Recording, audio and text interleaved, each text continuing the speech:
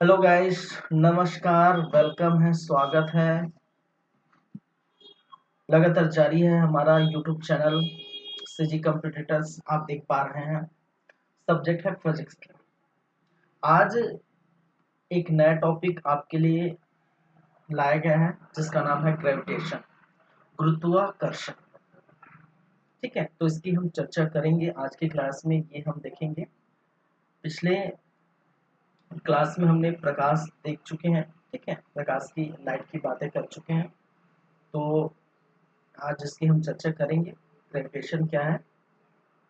चलिए, तो उसके पहले हमें ग्रेविटेशन देखना है, उसके पहले हम ये बात कर लें कि हमें क्या क्या पढ़ना है। ठीक है, इस क्लास में, आज की क्लास में जो टॉपिक है वो है, क्या है? गुरुत्वाकर्षण। ठीक है, क्या है? गुरुत्वाकर्षण।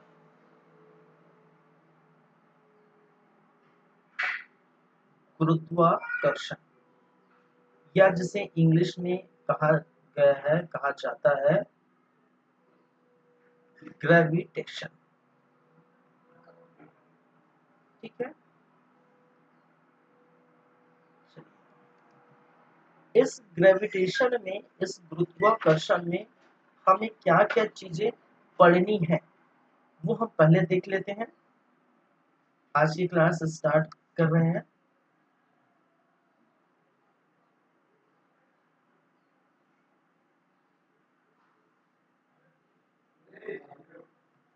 तो सबसे पहले देखेंगे इनकी जो है परिभाषा। गुरुत्वाकर्षण क्या है ये पहले समझेंगे। ठीक है, पहले समझेंगे गुरुत्वाकर्षण क्या है।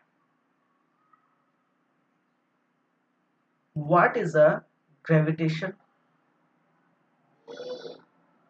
What is a gravitation? ठीक है, ग्रेविटेशन, गुरुत्वाकर्षण क्या है ये पहले हम जान लेंगे। उसके बाद न्यूटन का सर्वात्रिक गुरुत्वाकर्षण नियम क्या है वो हम देखेंगे। ठीक है, न्यूटन का सर्वात्रिक सर्वात्रिक गुरुत्वाकर्षण।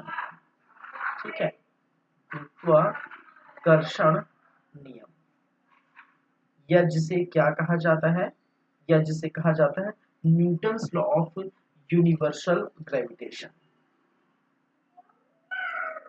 Newton's law of universal universal gravitation. Gravitation, ये बात हो गई। फिर हम बात करेंगे सर्वात्रिक गुरुत्वाकर्षण नियतांक की। ठीक है, सर्वात्रिक गुरुत्वाकर्षण नियतांक, यूनिवर्सल गुरुत्वाकर्षण कांस्टेंट। इसको क्या कहा जाता है? सर्वात्रिक गुरुत्वाकर्षण कर्षण नियतांक क्या है? नियतांक क्या है, या जिसे कहा जाता है यूनिवर्सल ग्रेविटेशन ग्रेविटेशन कांस्टेंट। सर्वात्रिक गुरुत्वाकर्षण नियतांक क्या है। उसके बाद हम चलेंगे गुरुत्वीय त्वरण क्या है, और गुरुत्वीय त्वरण और सर्वात्रिक गुरुत्वाकर्षण में अंतर, में संबंध किस प्रकार से है। तो गुरुत्वीय त्वरण क्या है,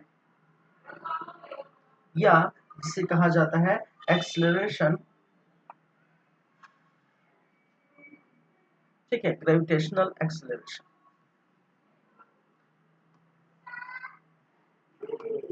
क्या है? Gravitational acceleration.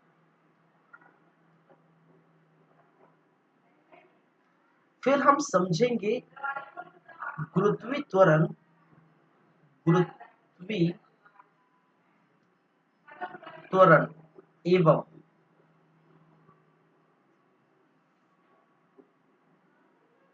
सार्वत्रिक गुरुत्वाकर्षण नियतांक। सार्वत्रिक गुरुत्वाकर्षण मैं लिख दिया तो गुरु लिख दिया तो समझ चाहिए। सार्वत्रिक गुरुत्वाकर्षण नियतांक में संबंध। ठीक है, तो इसको इंग्लिश में क्या बोल सकते हैं? Relation between universal gravitation constant and gravitation acceleration. तो उसको क्या कर सकते हैं?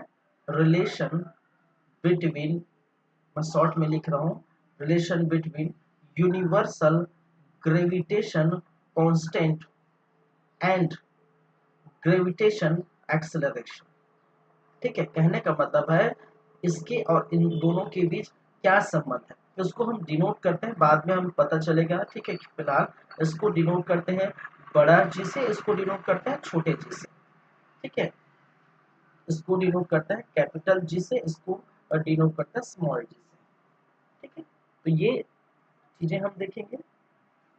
बाद में हम आएंगे जी, जो जी हम देख रहे हैं गुरुत्वाकर्षण त्वरण। तो गुरुत्वाकर्षण त्वरण में विभिन्न स्थानों पर, पृथ्वी के विभिन्न स्थानों पर गुरुत्वाकर्षण के त्वरण में जो है परिवर्तन देखने को मिलता है, तो उसकी हम चर्चा करेंगे। ठीक है, तो जी के मान में परिवर्तन। ठीक है, तो सीधा मैं लिख देता हूँ यहाँ पर, खैर इधर जो है जगह नहीं है, इस कारण मैं यहाँ लिख देता हूँ जी के मान में परिवर्तन। ठीक है, इंग्लिश में मैं नहीं लिखूँ क्योंकि स्पेस नहीं है, बहुत सारी चीजें और लिखना है। तो समझ जाइए जी के मान में परिवर्तन किस प्रकार से होता है? पृथ्वी के जो है पृथ्वी तल से अगर किसी हाइट पर जाएंगे तो जी की वैल्यू, जो छोटी जी की वैल्यू हो, ठीक है, जिसको गुरुत्वीय त्वरण कहते हैं, उसकी वैल्यू जो है क्या बढ़ती है घटती है, या नीचे जाएंगे पृथ्वी के तो क्या बढ़ती है घटती है, पृथ्वी के तल पर क्या होता है, वो सारी बातें हम करेंगे। फिर एक चीज और आता है जिसे हम कहते हैं, क्या कहते हैं भाई साहब? पलायन वेग, एस्केप जो है वेलोसिटी, पलायन वेग। पलायन पलायन वेग समझेंगे। ठीक है, पलायन वेग कहने का मतलब है कि किसी वस्तु को अगर हम उस वेग से, बताएंगे क्या कौन से वेग का, ठीक है, किसी वस्तु को उस वेग से फेंकेंगे तो वो धरती पर नहीं आएगी, इसी को हम पलायन वेग कहते हैं। वो हम बातें करेंगे, वो हम देखेंगे। ठीक है, पलायन वेग के बाद हम देखेंगे कक्षी वेग, इसको कहते हैं एस्केप वेलोसिटी। ठीक है, escape velocity, escape velocity, velocity. एक और जिसको कहा जाता है कक्षी वेग, क्या कहते हैं भाई साहब? कक्षी वेग। ठीक है, एक जिसे कहा जाता है कक्षी वेग। ऑर्बिट वेलोसिटी, इसको मैं लिख देता हूँ orbital, sorry orbital velocity, velocity.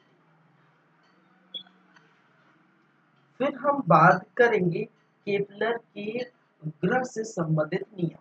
3 नियम दिए हैं केपलर के ग्रह, केपलर की ग्रह की गति से, ग्रह की गति से, ग्रह की गति से संबंधित नियम, संबंधित नियम। तो ये क्या क्या चीजें हैं भाई? एक तो हमें ये फर्स्ट वाली पढ़नी है, फिर दूसरा हम पढ़ेंगे, फिर तीसरा ये पढ़ेंगे, चौथा ये पढ़ेंगे गुरुत्वीय त्वरण, पांचवा आपका गुरुत्वीय त्वरण और जो है इसमें संबंध सार्वत्रिक गुरुत्वाकर्षण नियतांक में। फिर हम बात करेंगे छठे मुद्दे पर, सातवें मुद्दे में आपका पलायन वेग देखने को मिलेगा, आठवें मुद्दे पर कक्षी वेग और नौवें मुद्दे पर केपलर से गति से संबंधित कुछ जो 3 नियम बने उसको हम देखेंगे। फिर कुछ और आ सकता है तो 10 है लगभग। गुरुत्वाकर्षण में हम 8 से 10 जो चीजें हैं उसकी हम व्याख्या करेंगे, उसकी हम बातें करेंगे। ठीक है, तो ये हमारा पढ़ाने का तरीका है कि हम इसको पहले ही देख लेते हैं कि किस प्रकार से क्या क्या चीजें हैं, ठीक है, और टॉपिक में इसके अंदर तो क्या क्या हमें पढ़ना है। तो पहले ही हम इसको देख लिए। चलिए अब बातें करते हैं इनकी परिभाषाओं पर। गुरुत्वाकर्षण क्या है, ठीक है।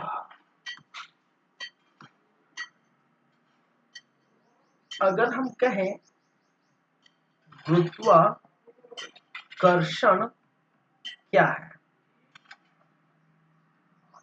क्या है, कहने का मतलब है व्हाट इज अ ग्रेविटेशन,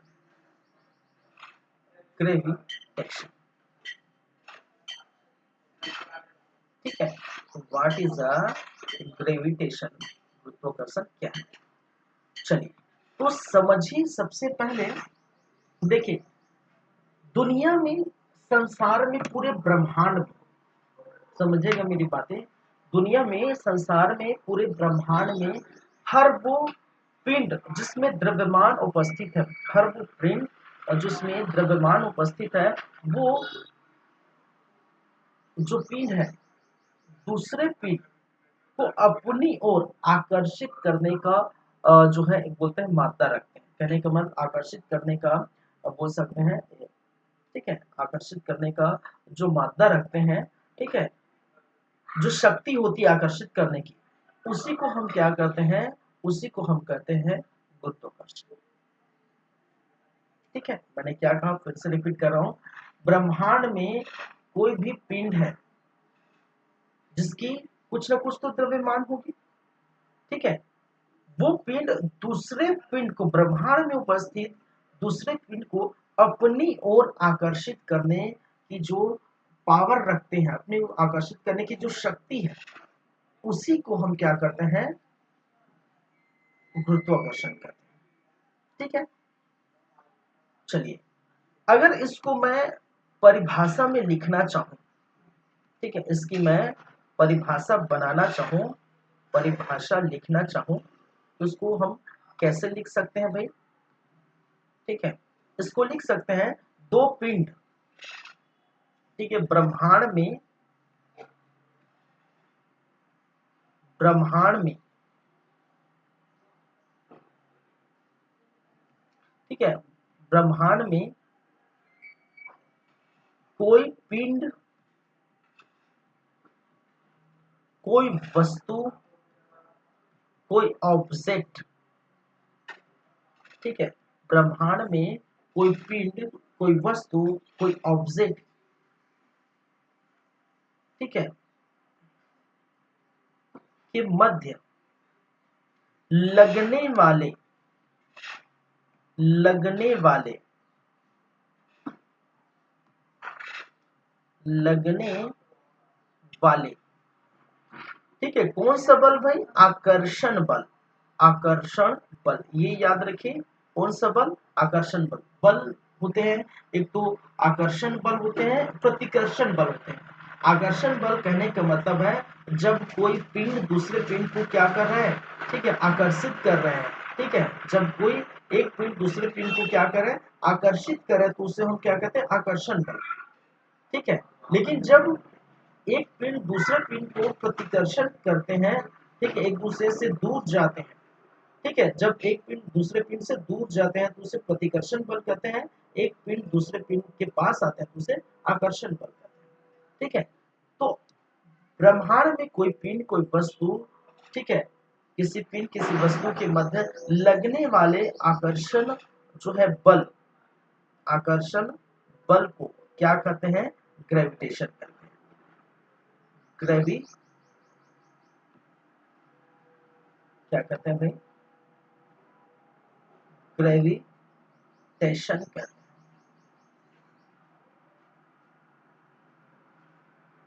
ठीक है। क्लियर है बातें, बातें क्लियर है, ठीक है।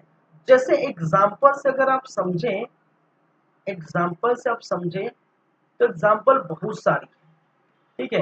एक तो एग्जाम्पल ये है कि देखिए पृथ्वी, ब्रह्मांड में जितने भी ग्रह हैं, समझिएगा, जितने भी ग्रह हैं, एक नियत चाल से, एक नियत वेग से, ठीक है, वो ग्रह पृथ्वी के चारों ओर चक्कर लगाता है। ठीक है, अगर हम सॉरी सूर्य के चारों ओर, मैंने क्या कहा, सॉरी, ठीक है, कोई भी ग्रह, पृथ्वी भी ग्रह है, ठीक है, पृथ्वी भी एक ग्रह है, कोई भी ग्रह, ठीक है, सूर्य के चारों ओर अपने कक्ष पर कंटिन्यूअसली क्या करता है, चक्कर लगाता है। ठीक है, उनकी टाइमिंग डिसाइड है, ठीक है, कितने घंटे में, कितने आवर में, कितने दिन में ये चक्कर पूरा करता है। तो एक कक्ष पर नियत चाल से, ठीक है, सूर्य के चारों ओर चक्कर लगाता है, तो वो कारण क्या है, वो गुरुत्वाकर्षण के कारण। ठीक है, तो अगर मैं कारण परिभाषा ये लिखे एग्जाम्पल, तो सूर्य के चारों ओर, सूर्य के चारों ओर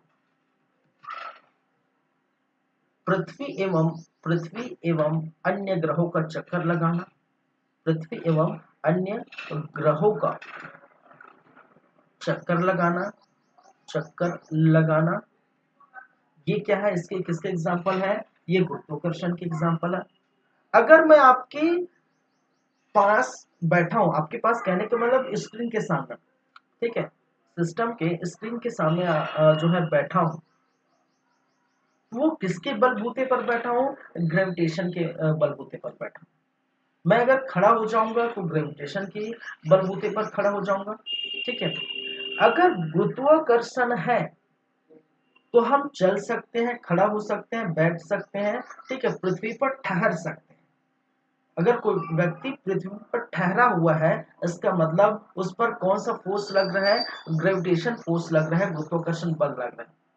क्यों क्यों पृथ्वी की गुरुत्व, हम बात करेंगे आगे, पृथ्वी की गुरुत्व से जो बल एक आरोपित की जाती है, ठीक है, किसके तरफ, ऊपर की तरफ, पृथ्वी के जो गर्भ से, पृथ्वी से जो है ऊपर एक बल आरोपित की जाती है, उसको हम क्या कहते हैं, गुरुत्व बल कहते हैं। ठीक है, उसको हम क्या कहते हैं, गुरुत्व बल कहते हैं। और और आपका भार नीचे की ओर जा रहा है, ठीक है, आपका भार क्या कर रहा है, नीचे की ओर जा रहा है। ठीक है, तो वो जो खींचने, ठीक है, आपको खींच के रखा हुआ है, ठीक है, आपको क्या कर रहा है, खींच के रखा हुआ है, कौन, गुरुत्व बल। अगर आप पूरे जो ब्रह्मांड में, पृथ्वी में, ठीक है, पूरे पृथ्वी में अगर गुरुत्व बल नहीं होता तो क्या होता, हम उड़ते रहते, तैरते रहते, कहाँ पर, और जो आसमान में तैरते रहते कुछ दूरी तक। ठीक है, तो ये है कहने का मतलब, अगर कोई व्यक्ति पृथ्वी पर ठहरा हुआ है तो किसके वजह से है, गुरुत्वाकर्षण की वजह से। तो ये भी एग्जांपल लिख सकते हैं बोलचाल की भाषा में। ठीक है, कोई व्यक्ति पृथ्वी पर ठहरा है, ठहरा है, तो वह ग्रेविटेशन के कारण, तो वह किसके कारण, ग्रेविटेशन के कारण, के कारण। चलिए, तीसरी अगर एग्जांपल देखना चाहें तो आप देखिए, सभी जितने भी एग्जांपल हैं, ठीक है, वो लगभग दैनिक जीवन से जुड़े हुए हैं, क्योंकि जो फिजिक्स यही कहता है, ठीक है, फिजिक्स यही कहता है कि आप दैनिक जीवन को आकलन करिए, वहां पर आपको फिजिक्स मिल जाएगा। ठीक है, साइंस यही कहता है, जब दैनिक जीवन को आकलन करिए, आपको फिजिक्स यही मिल जाएगा, बस अंत आपको अच्छे से उसको रीड करनी आनी चाहिए। अगर ये पेन है, इस पेन को मैं क्या करूं, इस पेन को मैं क्या करूं, ऊपर उछालता हूं। ठीक है, इस पेन को ऊपर उछालता हूं, और ये क्या है, कुछ टाइम लेगा, जो भी टाइम लेगा, ठीक है, कुछ टाइम बाद ये पेन क्या करता है, नीचे आ गिर पड़ता है। ठीक है, पेन हो चाहे कोई भी वस्तु हो, चाहे वो पत्थर हो, चाहे कोई भी, चाहे उसमें जो है आप रुई क्यों ना, ठीक है, जिसमें पूरी नगण्य मात्रा में अगर उसको द्रव्यमान है, ठीक है, कोई भी वस्तु, उसको अगर पृथ्वी से ऊपर कोई भी हाइट में आप क्या करेंगे, ऊपर ले जाएंगे, और ऊपर ले जाके छोड़ेंगे, उछालेंगे, फेंकेंगे, वो एक समय लेकर क्या करेगा, नीचे की ओर गिर जाएगा। क्यों, क्योंकि पृथ्वी का जो गुरुत्वाकर्षण है, जो तो गुरुत्व बल है, वो क्या करता है, पृथ्वी को पृथ्वी का गुरुत्व बल है, उस वस्तु को, ठीक है, आकर्षण करने की शक्ति उसमें है, और इसी को हम क्या कहते हैं, गुरुत्वाकर्षण बल। तो जाहिर सी बात है फेंकी हुई वस्तु पृथ्वी के जो है सतह से कुछ ऊंचाई पर फेंकी हुई वस्तु एक समय के बाद नीचे गिर जाती है। वो कारण किसके वजह से है? और गुरुत्वाकर्षण की वजह से। तो उसको भी हम लिख सकते हैं। ठीक है, एग्जाम्पल बहुत सारे हैं। तो पृथ्वी के सतह से कुछ ऊंचाई पर कुछ या फिर कुछ कोई भी ऊंचाई हो सकता है, सतह से फेंकी हुई कोई वस्तु कोई वस्तु कुछ समय बाद कुछ समय बाद कुछ समय बाद वापस आ जाती वापस आ जाती है। तो इसका कारण क्या है भाई साहब? इसका भी कारण है गुरुत्वाकर्षण बल। ठीक है, बहुत सारे कारण हैं। ठीक है, तो ये मेन जो है 3 कारण, और दुनिया में बहुत सारे ऐसे जो है एग्जाम्पल है, बोल सकते हैं बहुत सारे ऐसे एग्जाम्पल्स हैं जो आप देख सकते हैं। तो गुरुत्वाकर्षण बल क्या है आप ये जान सकते हैं। देखिए, गुरुत्वाकर्षण को अगर हम जो है या ग्रेविटेशन को ग्रेविटेशन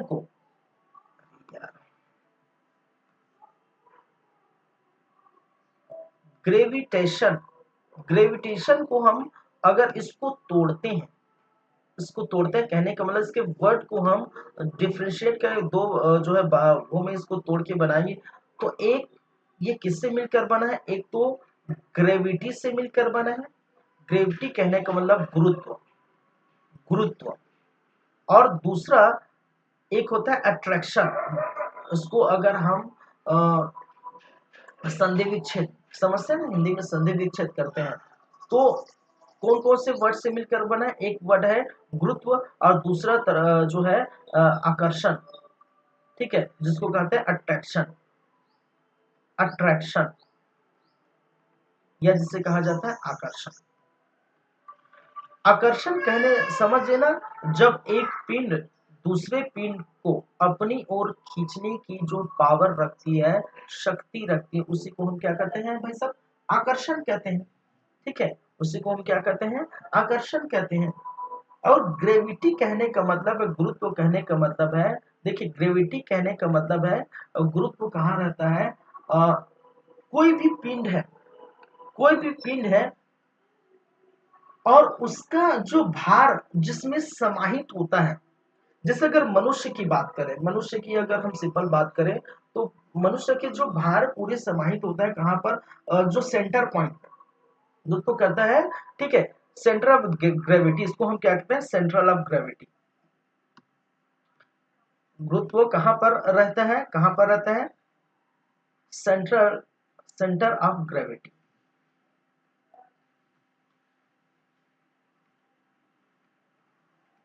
ठीक है, गुरुत्व केंद्र जिसको कहते हैं गुरुत्व केंद्र।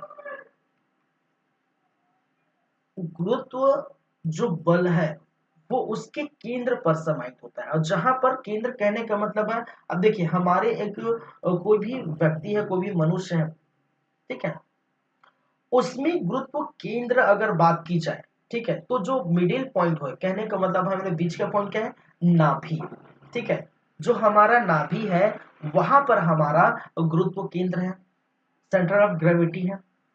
अगर पृथ्वी की बात करें तो पृथ्वी का जो केंद्र है, ठीक है, अगर पृथ्वी है, अगर अर्थ है, अर्थ अर्थ है, पृथ्वी है, तो पृथ्वी का जो केंद्र होगा, ठीक है, जो केंद्र सेंटर पॉइंट होगा, वहीं पर क्या होगा?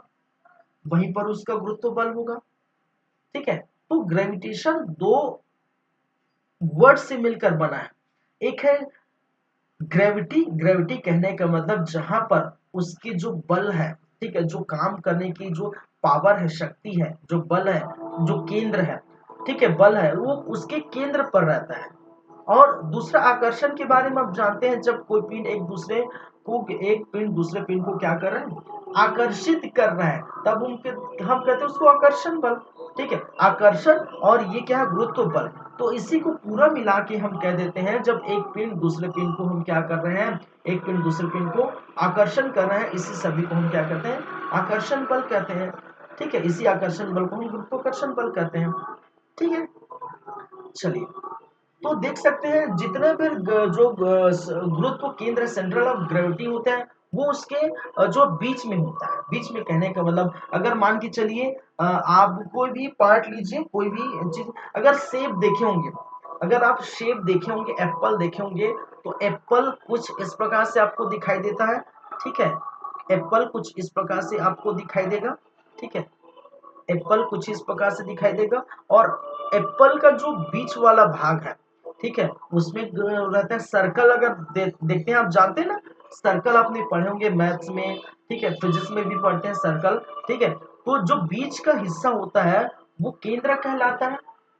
मिडिल का हिस्सा है, अगर कोई सर्कल है, ठीक है, सर्कल है, और इसका बीच का जो चीज है उसको हम क्या कहते हैं, सेंटर पॉइंट, केंद्र कहते हैं। किसी भी सर्कल का जो सेंटर पॉइंट होता है, बीच का पॉइंट, उसको केंद्र कहते हैं। लेकिन लेकिन पृथ्वी के संबंध में उसको क्या कहते हैं, गुरुत्व केंद्र कहते हैं, जहां पर गुरुत्व बल लगता है। तो बीच का चीज जो है, बीच का जो पार्ट है, वो सेंट्रल ऑफ ग्रेविटी कहलाता है, गुरुत्व केंद्र कहलाता है, जहां जिस वस्तु की पूरी भार वहीं पर समाहित हो। ठीक है, वस्तु की या कोई किसी ऑब्जेक्ट के या किसी पिंड का पूरा भार सेंट्रल ऑफ ग्रेविटी में ही क्या होता है, समाहित होता है। ठीक है, तो आपको चीजें समझ में आ रही होगी, गुरुत्वाकर्षण क्या है, ठीक है, परिभाषा क्या है। ठीक है, मैं एक बार फिर से रिपीट करता हूँ। मैंने क्या कहा, परिभाषा, ब्रह्मांड में कोई पिंड है, कोई वस्तु है, ठीक है, तो एक वस्तु दूसरे वस्तु को, हालांकि परिभाषा इधर उधर हो गया होगा मेरे लिखने पर, वो उस पर मत जाइए। ठीक है, लेकिन आप समझ सकते हैं। ठीक है, कोई एक पिंड दूसरे पिंड को आकर्षित कर रहे हैं ब्रह्मांड में। ठीक है, तो उसको हम क्या कहते हैं, वो जो बल लग रहा है, आकर्षण बल। हमेशा याद रखिए, गुरुत्वाकर्षण में हमेशा कौन सा बल लगेगा भाई साहब, आकर्षण बल लगेगा, न कि प्रतिकर्षण बल। ठीक है, अट्रैक्शन फोर्स, कौन सा बल लगेगा, आकर्षण बल ही लगेगा। जहां गुरुत्वाकर्षण की बात आई, आकर्षण बल लगेगा। ठीक है, और इसी आकर्षण बल को, जहां पर एक पिंड दूसरे पिंड को आकर्षित कर रही है अपने आप, इसको हम कहते हैं ग्रेविटेशन।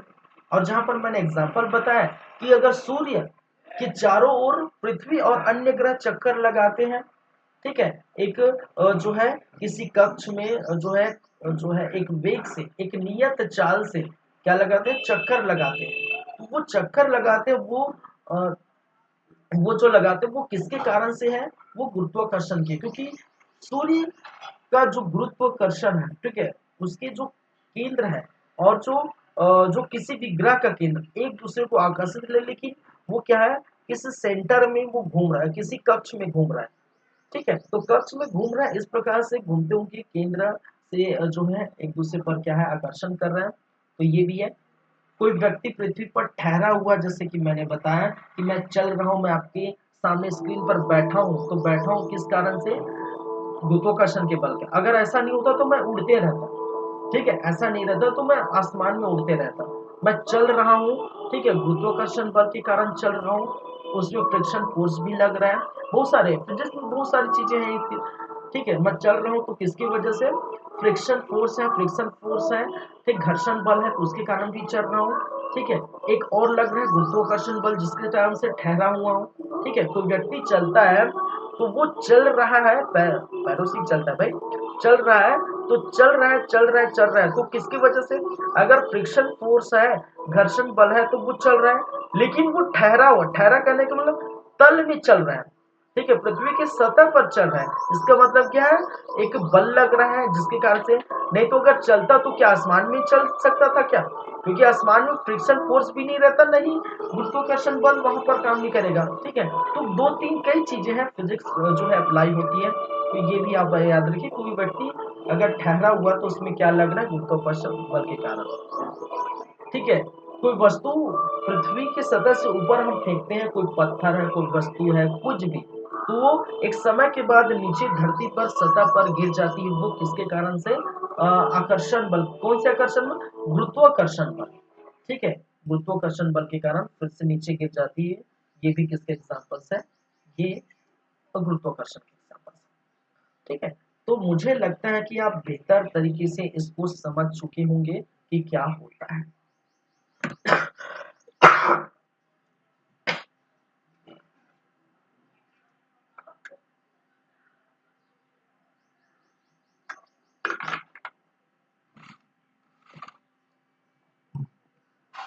चलिए, तो समझाने वाला काम हो गया है, बताने वाला काम हो गया है, डेफिनेशन हो गया है।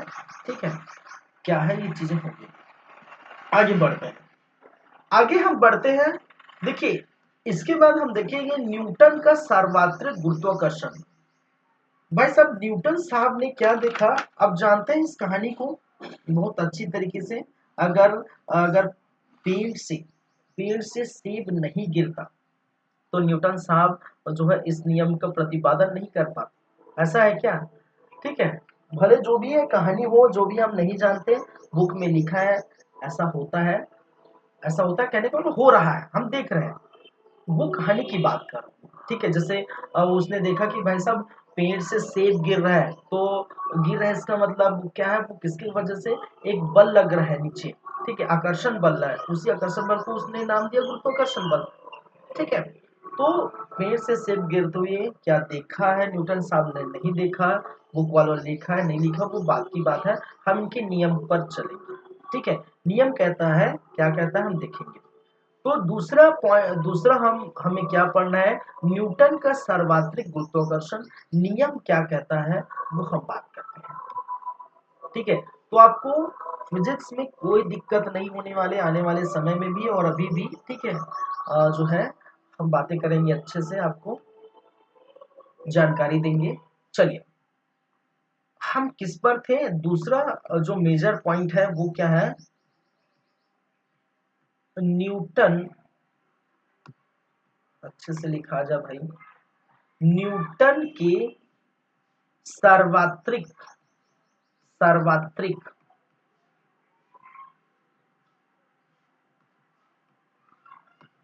न्यूटन के सर्वात्रिक गुरुत्वाकर्षण गुरुत्वाकर्षण न्यूटन के सर्वात्रिक गुरुत्वाकर्षण का नियम।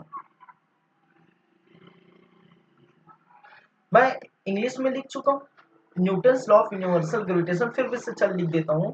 चलिए, ठीक है, मैंने न्यूटन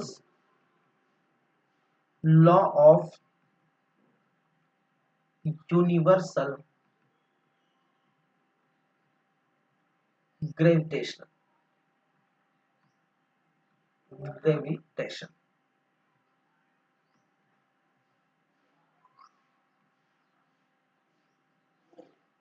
इसको इस प्रकार से मैं बॉक्स में बंद कर देता हूं।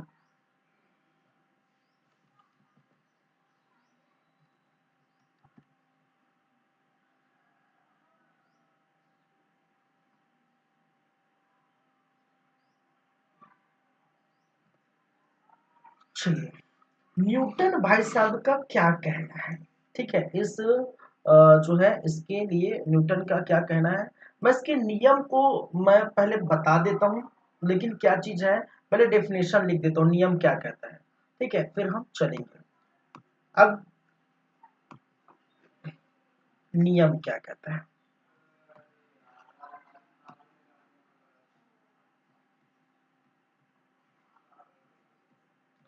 नियम कहता है कि किन्हीं दो पिंडों, पहले मैं लिख देता हूं फिर मैं समझाने वाला कार्य करूंगा। ठीक है, कि किन्हीं दो पिंडों किन्हीं दो पिंडों के मध्य आकर्षण बल आकर्षण बल समझेगा। किन्हीं दो पिंडों के मध्य आकर्षण बल उन दो पिंडों के द्रव्यमान द्रव्यमानों के गुणनफल गुणनफल का समानुपाती ठीक है होता है एवं उन दोनों पिंडों के मध्य की दूरी के व्युत्क्रमानुपाती ठीक है व्युत्क्रमानुपाती होता है। चलिए होता है। अब कहेंगे सर ये क्या लिख दिया आपने, समझ में नहीं आया। ठीक है, तो पहले इस चीज को मैं समझाता हूं, फिर आपको समझ में अच्छी तरीके से आ गया। मान के चलिए एम द्रव्यमान का ठीक है, मैंने क्या कहा, मान के चलिए एम द्रव्यमान का, अरे भाई बनने तो भाई,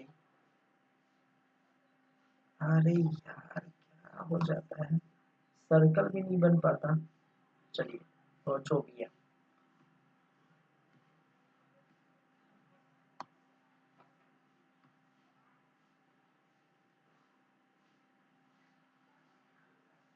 मान के चलिए मैंने क्या कहा, M1 और ये M2 है,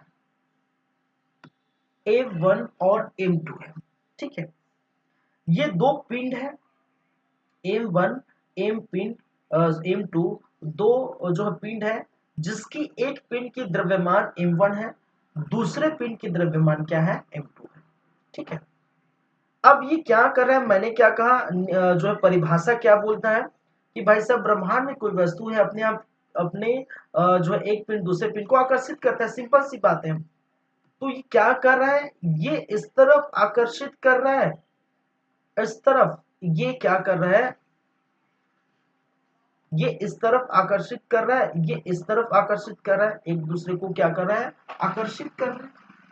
मैंने क्या, ब्रह्मांड में कोई पिंड एक दूसरे को क्या कर रहा है, आकर्षण कर रहा है। ठीक है, चलिए, और आकर्षित कर रहा है तो एक बल लग रहा होगा, जाहिर सी बात है भाई।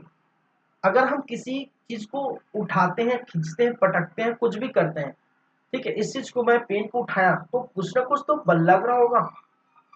ठीक है, इसको खींचा पकड़ा जो भी है, ठीक है, कुछ भी किए तो बिना बल के तो होता नहीं। ठीक है, जब तक उसमें बाह्य बल आरोपित न किया जा सके, आप नियम जानते हैं, ठीक, गति के और जो है नियम जानते हैं कि अगर कोई वस्तु स्थिर अवस्था में रहेगी तो स्थिर अवस्था में रहना चाहती है, कोई गति अवस्था में रहेगी तो गति अवस्था में रहना चाहती है, जब तक उस पर बाह्य बल न लगाया जा सके।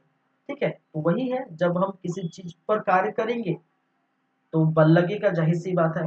तो यहाँ पर क्या लग रहा है, एक जो है बल या इधर भी लगेगा इधर भी लगेगा, एक दूसरे पर बल लग रहा है, यही क्या है, आकर्षण बल।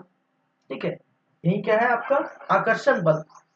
और इनके बीच की दूरी मान के चलिए हम ले लेते हैं r। ठीक है, इनके बीच की दूरी क्या है, इसके बीच की दूरी r है।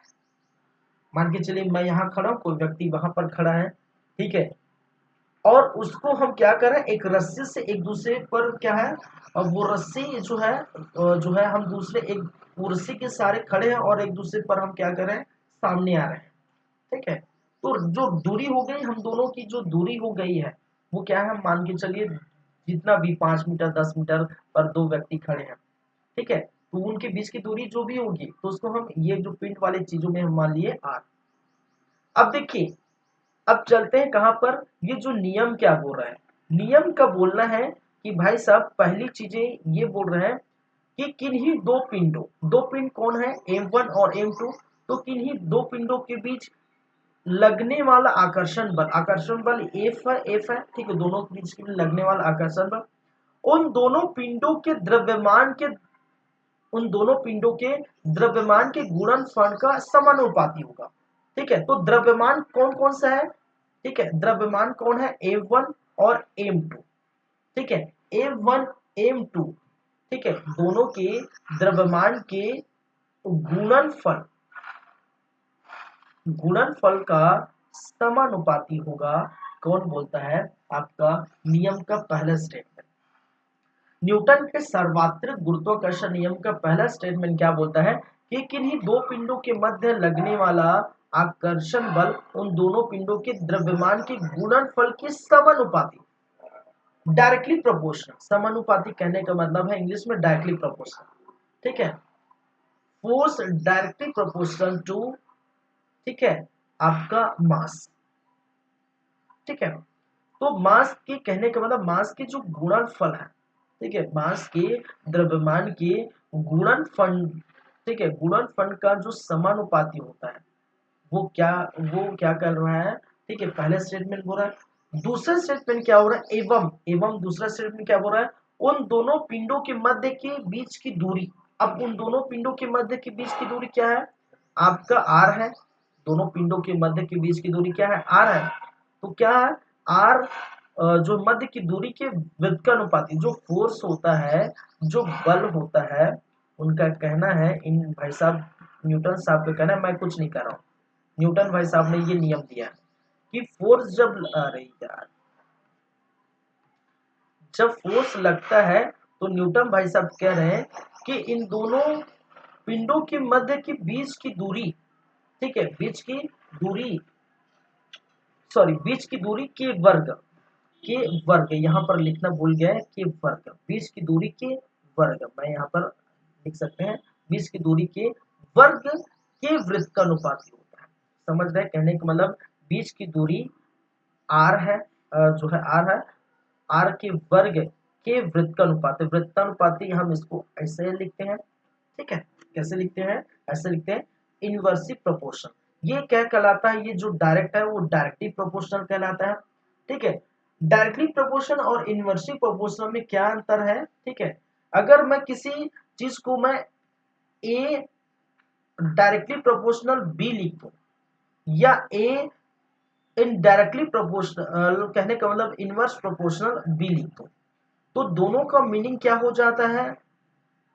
दोनों का मतलब क्या हो जाता है? समझेगा? इन दोनों का अलग अलग मतलब। इसका मतलब ये है कि किसी समय अगर बी की मान अगर जो है बढ़ रही है, हाई हो रही है, तो ए का मान भी क्या होगा? हाई होगा। अगर बी का मान लो होगा, कहने का मतलब बी का मान घट रहा है, ठीक है, तो ए का मान भी घटेगा। डायरेक्टली प्रोपोर्शनल का मतलब है जब बी बढ़ रहा है तो ए भी बढ़ेगा, जब बी घट रहा है तो ए भी बढ़ेगा, सॉरी ए भी घटेगा, ठीक है। लेकिन यहां पर अगर बी की वैल्यू में इंक्रीज देखने को मिलता है, ठीक है, मान के चलिए कोई बी बढ़ रहा है या वैल्यू इंक्रीज हो रहा है, जो भी है, बी अगर बढ़ रहा है तो यहाँ पर इनडायरेक्टली प्रोपोर्शनल में ए की वैल्यू क्या हो जाती है? घट जाती है। और यहाँ पर अगर बी की वैल्यू घट रही है तो ए की वैल्यू क्या हो जाती है? बढ़ जाती है, ठीक है। क्या होता है? ए की वैल्यू बढ़ जाती है। चलिए, ठीक है, तो यही जो है, अगर इसको मान के चलिए, मैंने मान लिया समीकरण नंबर फर्स्ट, इसको मान लिया समीकरण नंबर सेकेंड, ठीक है, इसको मान लिया मैंने समीकरण नंबर फर्स्ट और इसको मान लिया समीकरण नंबर सेकेंड, ठीक है। तो समीकरण एक और दो से मैं जो है नेक्स्ट पेज में लिख देता हूँ, नेक्स्ट पेज में लिख देता हूँ मैं सर। तो हम क्या लिखें इसको? अब बचपन में बहुत किए होंगे, 10वीं क्लास वगैरह में, 9वीं 10वीं क्लास में, 10वीं क्लास में खासकर मैथ्स वगैरह बनाते हैं। तो समीकरण एक एवं दो से, ठीक है, एक एवं दो से, अब देखिए ये फोर्स कॉमन है, तो उसको हम क्या लिख देते हैं? इसको हम लिख देते हैं कॉमन, कॉमन लिख देते हैं, ठीक है। ये भी कॉमन है, इसको भी कॉमन लिख देते हैं। यार कहाँ चला गया? हाँ, ठीक है। अब देखिए इसको मैं इस प्रकार से क्या लिख सकता हूं? क्या इसको मैं इस प्रकार से लिख सकता हूं? एक तो है a1 am2 इंटू 1/r²। क्या इसको ऐसा लिख सकता हूं? ठीक है, चलिए ये भी है क्या मैं इसे ऐसा लिख सकता हूं, m1 m2 आर स्क्वायर? क्या मैं ऐसे लिख सकता हूं? जाहिर सी बात लिख सकता हूं। ठीक है, अगर क्या मैं इसे हटा सकता हूं? देखिए, अगर फिजिक्स में आप पढ़े होंगे, मैथ्स में कहीं भी आप पढ़े होंगे, जब किसी किसी जो है इन्वर्सली प्रोपोर्शनल को, डायरेक्टली प्रोपोर्शनल को जब हटाया जाता है तो उसको नियतांक मान लेते हैं। नियतांक कहने का मतलब है कांस्टेंट मान लेते हैं, उस वैल्यू को कांस्टेंट मान लेते हैं। यहां पर जो कांस्टेंट होगी, यहाँ पर जब कांस्टेंट मानते हैं तो वैल्यू क्या हो जाता है, यहाँ के बीच जो है वैल्यू क्या होता है, बराबर हो जाता है। जब कांस्टेंट मानते हैं तो वैल्यू क्या हो जाता है, बराबर हो जाता है। इसको हम क्या लिख लेंगे, कांस्टेंट एक माने g, और ये हो जाएगा a1 m2 r स्क्वायर। ठीक है, m1 m2 r स्क्वायर। और यही हमारा क्या है, यही हमारा जो नियम जो बोलता है वो पूरा जो वैल्यू है। इसमें मैं जी के बारे में बताऊंगा, खैर ठीक है। देखिए जी, जी जहां पर जी बराबर, जहां जी क्या है, सार्वत्रिक गुरुत्वाकर्षण नियतांक, जिसकी हम बातें करेंगे अभी। अरे जी बन जा भाई, जहां जी क्या है, सार्वत्रिक, क्या है, सार्वत्रिक गुरुत्वाकर्षण, गुरुत्वाकर्षण नियतांक है, नियतांक है। क्या है, सार्वत्रिक गुरुत्वाकर्षण नियतांक है। ठीक है, इसको आप क्या है, याद रखिए फिलहाल। ठीक है, वो हम इसके बारे में और भी बातें करेंगे, जिसकी वैल्यू क्या होती है। ठीक है, ये सार्वत्रिक गुरुत्वाकर्षण क्या है, क्या पूरे ब्रह्मांड में सार्वत्रिक गुरुत्वाकर्षण सेम होता है, वगैरह वगैरह। जहां पर जी जो है ये एफ क्या है, एफ आपका बल है, आकर्षण बल, आकर्षण बल है। यहाँ पर इसको अच्छे से लिख देता हूँ, ये जो है इसको मैं क्या करता हूँ, इसको अच्छे से लिख देता हूँ। ठीक है, उल्टा पुल्टा लिखने से अच्छा। ठीक है, जहां पर, जहां आप देख सकते हैं जी बराबर, मगर लिखूं जी बराबर क्या है, सर्वात्रिक गुरुत्वाकर्षण नियतांक, गुरुत्वाकर्षण कर्षण नियतांक है। इसके बारे में हम बात करेंगे। ठीक है, इसके बारे में बात करेंगे। एक होता है एफ, जैसे मैंने कहा, तो ये आकर्षण बल है, आकर्षण बल है एफ।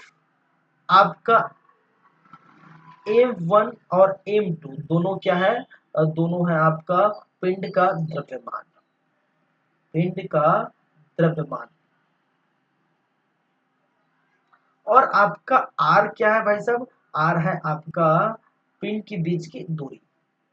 ठीक है, पिंडों के, पिंडों का द्रव्यमान, पिंडों के जो भी के की जो लिख सकते हैं, पिंडों के बीच की दूरी, बीच की दूरी।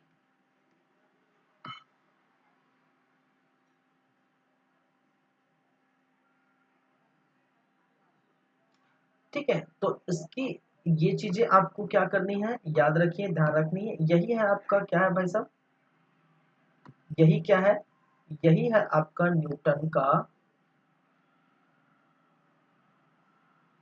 सार्वत्रिक गुरुत्वाकर्षण के नियम।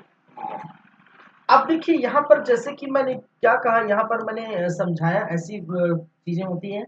जब b बढ़ता है, जब b बढ़ता है तो a घट जाता है यहाँ पर नीचे, और यहाँ पर b बढ़ता है तो a भी बढ़ता है, b घटता है तो a भी घटता है। यहाँ पर b बढ़ता है तो a घटता है, और b घटता है तो a बढ़ता है। यहाँ पर ऐसी स्थिति, जब किसी पिंड, ठीक है, जब यहाँ पर क्या चीजें देखने को मिले, अगर पिंड के बीच फोर्स हमें अधिक चाहिए। ठीक है, दो पिंडों के बीच, मैंने क्या कहा, यहाँ पर समझिए क्या कहना चाहता है। अगर दो पिंडों के बीच, अगर दो पिंडों के बीच फोर्स अधिक चाहिए, फोर्स क्या है, अगर हाई चाहिए, दो पिंडों के बीच अगर आकर्षण बल अधिक लगेगी, वो कब की स्थिति होगी, जब उनके बीच की दूरी कम होगी। ठीक है, जब दोनों पिंडों के बीच की दूरी कम होगी तो फोर्स अधिक लगेगा, लेकिन दोनों पिंडों के बीच की दूरी, दो पिंडों के बीच की दूरी r जो है, दोनों पिंडों के बीच की दूरी r, r यहां पर अगर कम है तो इसका मतलब फोर्स क्या लगेगा, हाई लगेगा, फोर्स ज्यादा लगेगा। और दोनों पिंडों के बीच की जो दूरी है m1, अगर m2 इधर मान लिए, ये इधर m1 m2, दोनों बीच जो है पिंडों के बीच की दूरी r अगर दूर में है, इसका मतलब फोर्स थोड़ा स्लो लगेगा। स्लो कहने का मतलब कम लगेगा, नीचे जाएगा ऊपर जाएगा वाली बात नहीं, कम लगेगा। ठीक है, मैं यहाँ दर्शाने का मतलब ये नहीं कि ये ऊपर जा रहा है मतलब हाई लग रहा है, हाई लग रहा है, हाई, ठीक है, और ये कम लग रहा है, लो लग रहा है, इसका मतलब एकदम नीचे ऊपर जाने का ये यहाँ पर मतलब नहीं। मतलब ये है इसको दर्शाया जा रहा है कि इन दोनों के बीच की दूरी, ठीक है, दोनों पिंडों के बीच की दूरी यदि क्या होती है, अधिक होती है, तो वो क्या होता है, फोर्स कम लगता है। और यहाँ पर दोनों पिंडों के बीच की दूरी कम होती है। ठीक है, इसका मतलब एरो समझते हैं ना, एरो के निशान, अगर मैं इस प्रकार से लिख दिया तो वो कम को डिनोट कर रहा है, और इस प्रकार से लिख दिया तो अधिक को डिनोट कर रहा है। हाई और लो, हाई मतलब ऊपर जाना, लो मतलब नीचे आना। ठीक है, तो आप समझते हैं ये सारी बातें, ये तो छोटी छोटी बातें समझते होंगे। ठीक है, तो यही कहना, जो चीज मैं समझाया वही है। ठीक है, यहाँ पर जो चीज मैंने बताया यही है भाई साहब, और कुछ नहीं है।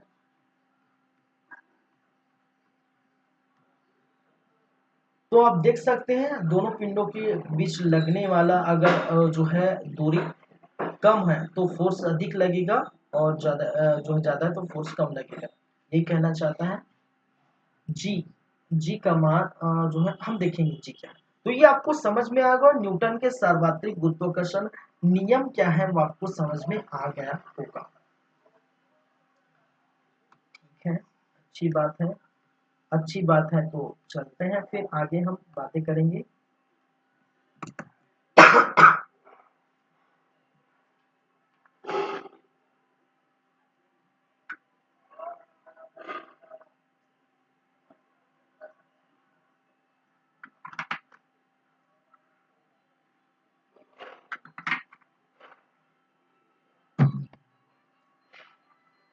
चलिए, तो यहाँ पर ये हो गया आपका, दो चीजें पर चर्चा हो गई, जहां आराम से चल रहा है ना, एकदम कोई जल्दबाजी नहीं, एकदम एक एक चीज को हम समझ रहे हैं। बच्चों की तरह मैं समझा रहा हूँ आपको, 10 11वीं 12वीं के बच्चे को जैसे समझाया जाता है, जैसे उसको थ्योरी में कैसे लिख सकते हैं, लिखा जाता है, वो भी मैं यहाँ पर बता दें, पूरा एक एक चीज आप समझ सकते हैं। थर्ड है, हम बात करेंगे जो सार्वत्रिक गुरुत्वाकर्षण नियतांक क्या है, जिसकी जो जी की वैल्यू जी है, ठीक है, जो जी है उसकी हम बातें करेंगे। ठीक है, जो जी है उसकी हम बातें करेंगे, और दोनों के बीच संबंध देखेंगे। ठीक है, क्या है सार्वत्रिक गुरुत्वाकर्षण जो है नियतांक, इस पर हम चर्चा कर लेते हैं। तो हमारा थर्ड पॉइंट है, क्या है, सार्वत्रिक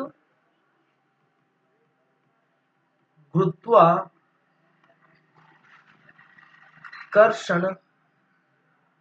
नियतांक, या जिसे कहा जाता है universal universal gravitational gravitation universal gravitation constant, constant सार्वत्रिक गुरुत्वाकर्षण नियतांक।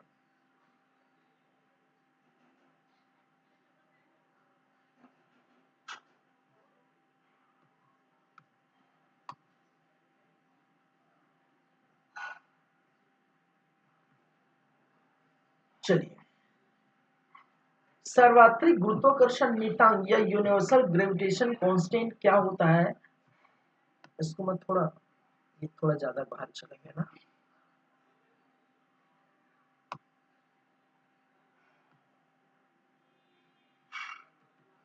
यूनिवर्सल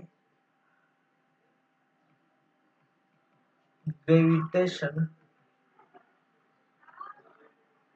कांस्टेंट,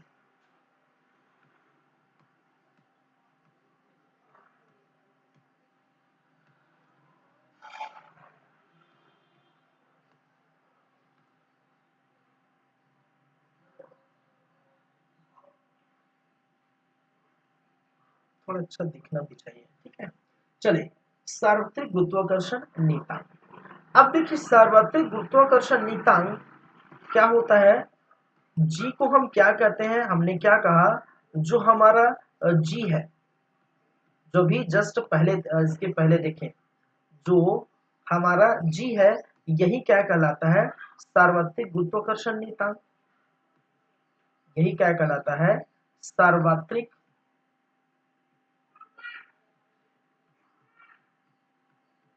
गुरुत्वाकर्षण नियतांक, यही कहलाता है, ठीक है। देखिए सार्वत्रिक गुरुत्वाकर्षण नियतांक के बारे में पहली बात यह है। दूसरी बात है जी बराबर, जी की वैल्यू क्या होती है, ठीक है। जी की वैल्यू क्या होती है, तो वैल्यू है आपका कितना होता है, 6.67 इंटू 10⁻⁻11, ठीक है। 10⁻⁻11 newton metre square kilogram square, ये इसका पूरा यूनिट है।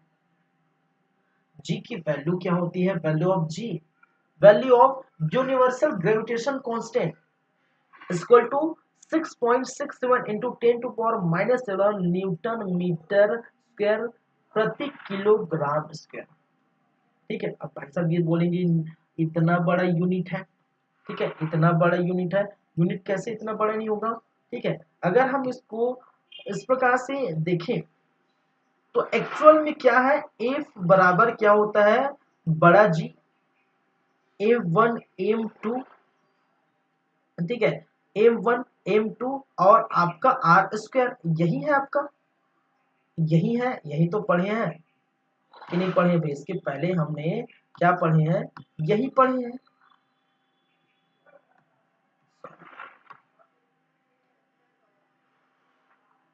इसके पहले यही पढ़े हैं, पढ़े कि नहीं। अब इसको मैं सॉल्व करता हूं, कहने का मतलब है अगर मैं इसको पक्षांतर करता हूं, पक्षांतर समझते हैं ना, अगर छोटी छोटी बातें पे, तो जी बराबर ये इधर चला जाएगा, ये इधर चला जाएगा, ठीक है। तो उसको एकदम सिंपल तरीके से मैं बताता हूं, एकदम जी M1 M2, ठीक है, बराबर F टू R2, ऐसा हम लिख सकते हैं, ठीक है, ऐसा हम लिख सकते हैं। और इसको जी को मैं इस प्रकार से वो कर देता हूँ, ठीक है। जी को मैं क्या कर देता हूँ भाई साहब,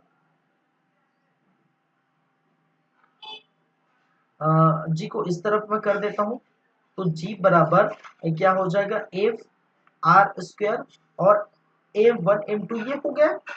तो हम हमें किसकी वैल्यू चाहिए, जी की चाहिए, जी का यूनिट चाहिए। तो जी बराबर, अब देखिए फोर्स को हम किससे दर्शाते हैं, फोर्स को किससे दर्शाते हैं, अगर किस पर बल लगा रहे हैं, किस पर फोर्स लगा रहे हैं, तो हम क्या करते हैं, ठीक है। अगर किसी वस्तु पर मैं बल लगा रहा हूं, ठीक है, तो कितने का बल लगता है, माने का मतलब उसका यूनिट क्या है, यूनिट है न्यूटन। हम बोलते हैं ना कि 10 न्यूटन का बल लग रहा है, 20 न्यूटन का बल लग रहा है, हम पढ़िए इसके पहले जो है स्टार्टिंग में, ठीक है, जब हम मापन वगैरह देखे हैं, मेजरमेंट देखे हैं, ठीक है, आपका जो है यूनिट व मेजरमेंट देखे हैं, तो उस समय हमने बात की थी बल के बारे में भी, ठीक है। तो ये क्या है, एफ जो बल होता है, बल का मात्रक क्या होता है, न्यूटन होता है। और जो दूरी है, आर मतलब दूरी है, आर मतलब यहाँ पर जो है क्या है, दूरी है। और दूरी को हम किससे मापते हैं? ठीक है, किससे मापते हैं? मीटर से मापते हैं। ठीक है, क्या होते हैं? अगर एसआई पद्धति में बात करें तो मीटर, ऐसे तो हम बोल देते इतना किलोमीटर है, नहीं, लेकिन हमारे एसआई पद्धति क्या कहता है, और उसको दूरी को हम, लंबाई को हम किससे मानते हैं? मीटर को मानते हैं। लेंथ हो गया, दूरी हो गया, लंबाई हो गया, इसको हम किससे मानते हैं? मीटर से।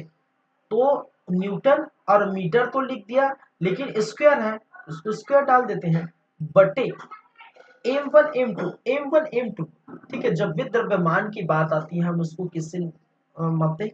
केजी से। ठीक है, कितने किलोग्राम। ठीक है, तो ये केजी, लेकिन एक का केजी 1 हो गया, ठीक है, और दूसरे का केजी 2, कहने का मतलब 2 केजी है। ठीक है, 2 केजी मतलब इसको मैं इस प्रकार से लिख देता, केजी केजी, इसको भी मैं इस प्रकार से लिख देता हूँ, metre into metre, metre into metre, 2 बार है, तो उसको पूरा मैं लिख सकता हूँ newton metre square kg square. तो ये आपको मिल गया कि नहीं भाई साहब? जी की जिस वैल्यू की जिस यूनिट की आप तलाश कर रहे थे, ठीक है, जी की जिस यूनिट की आप तलाश कर रहे थे वो कौन है? वो यही है। ठीक है, जी बराबर एन, कहने का मतलब न्यूटन मीटर स्क्वायर प्रति किलोग्राम स्क्वायर, तो यही तो लिखा हूँ, और कुछ तो नहीं लिखा हूँ। तो ये चीजें आपको याद रखना है। ठीक है, विथ यूनिट, अगर कोई भी किसी चीज की वैल्यू याद करते हैं, कुछ भी अगर जी की वैल्यू भी याद करते हो, तो याद रखिए आपको जो है ये बहुत सारे ऑप्शन दिए गए, ऑप्शन में अगर आप क्वेश्चन, अगर मान के चलिए क्वेश्चन पूछा गया है, समझिएगा, क्वेश्चन आपसे ये पूछा गया है, मैं यहाँ पर अगर ऐसा लिख देता हूँ, अगर आपसे एक क्वेश्चन पूछा गया है, ठीक है, कि यूनिवर्सल ग्रेविटेशन कांस्टेंट, सार्वत्रिक गुरुत्वाकर्षण का वैल्यू है आपके क्वेश्चन है, वैल्यू है, और आपका दे दिया रहेगा। ठीक है, option number first 6.67 into 10⁻⁻11 newton metre square प्रति किलोग्राम स्क्वायर। फिर आपको option number 2 6.67 into 10⁻11 newton metre kilogram square, या आपको दे दिया रहेगा 6.67 into 10⁻⁻11 newton metre square kg, ये आपको चौथे में दिया जाएगा 6.67 इंटू 10⁻⁻11 न्यूटन मीटर किलोग्राम, ठीक है, प्रति किलोग्राम। तो अगर आपसे पूछा जाए क्वेश्चन कि निम्नलिखित में से सार्वत्रिक गुरुत्वाकर्षण इनमें से है कि वैल्यू इनमें से है, निम्नलिखित में से सार्वत्रिक गुरुत्वाकर्षण नियतांक की वैल्यू इनमें से है, तो आप डेटा, तो कहने का मतलब जो वैल्यू तो आपका सेम है, ठीक है, वैल्यू तो आपका सबका सेम है, ये भी सेम है, लेकिन भाई साहब दिक्कत क्या हो जाती है, कभी कभार आपकी जो यूनिट पर दिक्कत हो जाती है। ठीक है, यूनिट पर दिक्कत हो जाती है कि इतना बड़ा यूनिट, और खासकर फंसाने के लिए, गुमराह करने के लिए, स्टूडेंट को गुमराह करने के लिए ऐसे क्वेश्चन पूछे जाते हैं जो जिसका जो यूनिट लंबा हो, ठीक है, जिसका जो यूनिट थोड़ा लेंथ लंबा हो, थोड़ा कंफ्यूजन क्रिएट कर सकता है, ऐसे को जो इस प्रकार से पूछा जाएगा। एक में स्क्वायर लगा के छोड़ दिया, दोनों में स्क्वायर लगा दिया गया, एक में स्क्वायर लगा के छोड़ दिया गया, एक में नहीं लगाया, दोनों इसमें जी में नहीं, केजी में नहीं लगाया, ठीक है, इसमें एम में नहीं लगाया, इधर दोनों में नहीं लगाया, तो इस प्रकार से ये क्वेश्चन, तो आंसर क्या होगा आपका? आंसर क्या होगा? पहला ऑप्शन आंसर होगा कि newton metre square kg square. तो आपको जब किसी चीज के वैल्यू जो है आप अगर याद करते हैं, ठीक है, याद तो इसको आपको करनी पड़ेगी, इसका जो है कोई दो राय नहीं। ठीक है, 6.67 इंटू 10⁻⁻11 न्यूटन मीटर स्क्वायर प्रति किलोग्राम स्क्वायर, ये पूरे यूनिट के साथ आपको याद रखनी होगी। ठीक है, लेकिन याद करने के लिए देखिए, याद करना रटना वो तो पड़ता ही है, लेकिन आप याद रखिए, समझना बहुत जरूरी, ये क्यों आया, किस लिए आया, क्या है। ठीक है, ये पिछले से ही आया, ये पिछले से ही आया, और इसी का वैल्यू हमने क्या की, निकाले हैं। ठीक है, चलिए, तो ये चीजें हैं, ये बातें हैं, वो आप इसको ध्यान रखिए। ठीक है,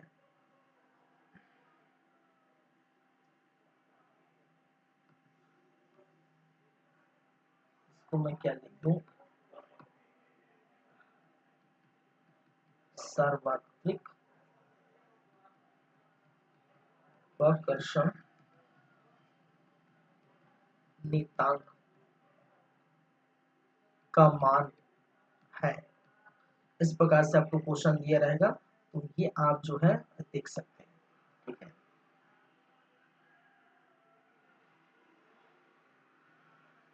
तो यूनिट आपको याद रखनी पड़ेगी, विथ यूनिट, विथ यूनिट आपको क्या करना है, याद रखना है।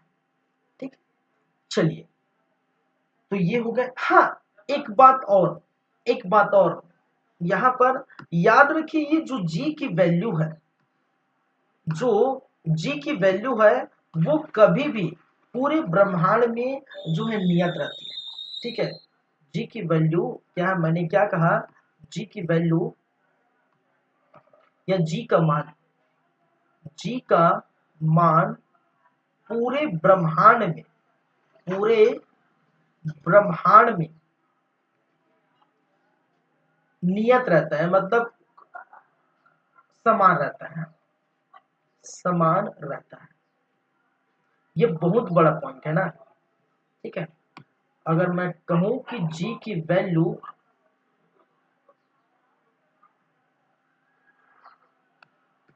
ठीक है, जी की वैल्यू पूरे ब्रह्मांड में, जी का मान पूरे ब्रह्मांड में समान रहता, कभी भी चेंज नहीं होता, चाहे पृथ्वी पर हो, चाहे चंद्रमा पर जाइए, चाहे कोई भी किसी भी ग्रह पर जाइए, कहीं भी जाइए, जी का मान जितना है उतना ही रहेगा।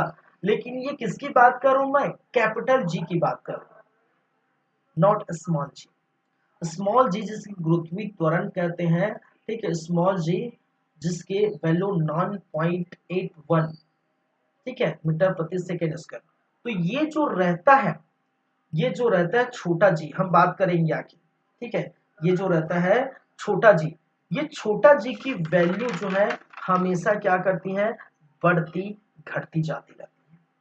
ठीक है, छोटे जी की वैल्यू क्या होते हैं, हमेशा घटती बढ़ती जाती है। यहां पर आप जाइए तो कुछ और होगा, थोड़ी दूर आप पृथ्वी की तल के ऊपर जाइए और होगा, कम होते जाएगा, हम बात करेंगे। ठीक है, जी की वैल्यू, छोटी जी की वैल्यू की बात कर रहा हूं, छोटे जी कहने का मतलब पृथ्वी त्वरण, छोटे जी ये वाला जी, इस छोटे जी की वैल्यू नियत नहीं रहती, पृथ्वी तल पर अलग रहता है। हाइट में जाएंगे तो धीरे धीरे हाइट, जितना आप हाइट जाएंगे उतना कम होते जाता है, चंद्रमा पर अलग हो जाता है, कहीं पर किसी भी जो है पिंड पर अलग हो जाता है। पृथ्वी के गर्भ में जाएंगे, नीचे जाएंगे तो भी ये जो है वो बदलते रह के चेंज हो जाता है, इसमें भी कम होते जाता है। ठीक है, सरफेस में भी अलग।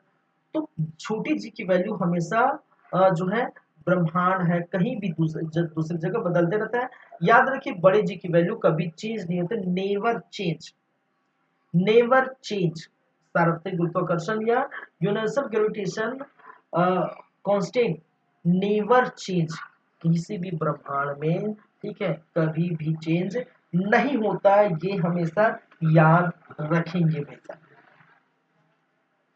एक चीज और याद रखिए, ठीक है, एक चीज और याद रखिए, यहाँ स्पेस नहीं है फिर भी से, इस जी की जो खोज है, ठीक है, इस जी की, मैं यहां लिख देता हूं, इस जी की जो खोज है,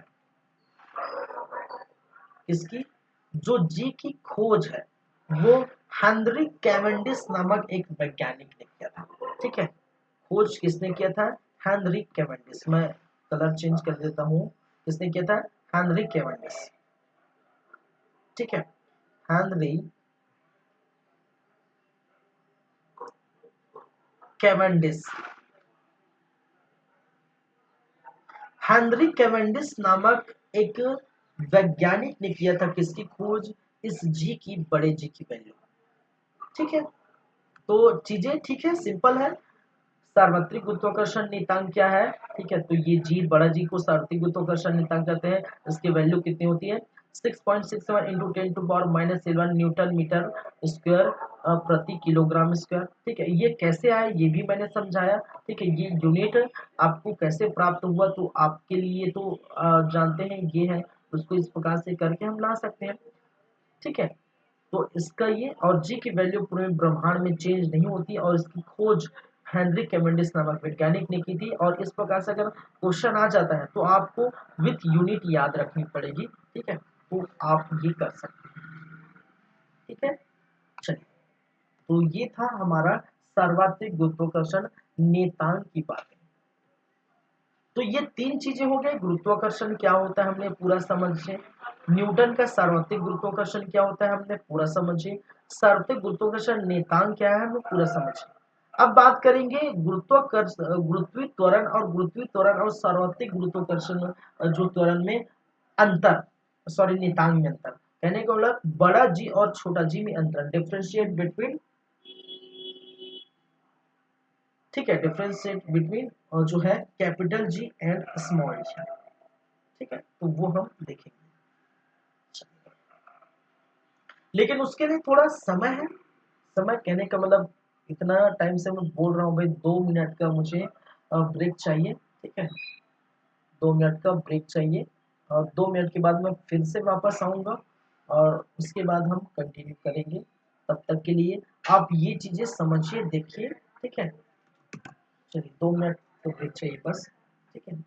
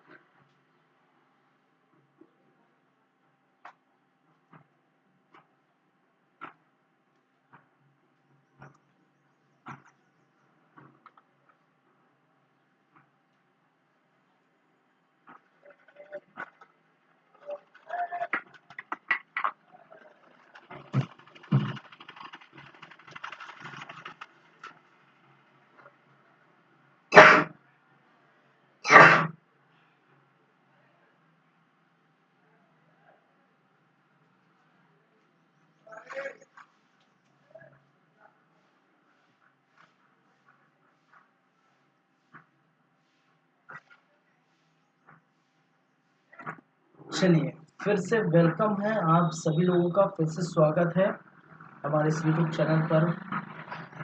सीजी कंप्यूटर्स पर आप देख पा रहे हैं हमारा फिजिक्स क्लास। चलिए आगे बढ़ते हैं, आगे की कहानी हम बात करते हैं, फिर से कंटिन्यू करते हैं 2 मिनट के ब्रेक के बाद,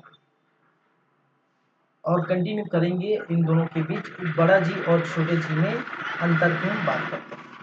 ठीक है,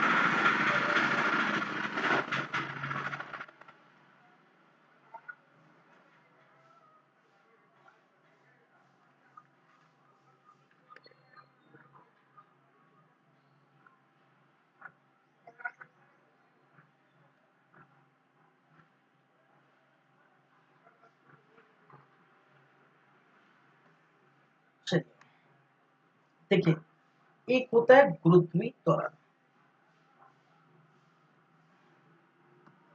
हम पढ़ रहे हैं, नेक्स्ट हम देखेंगे गुरुत्वीय त्वरण।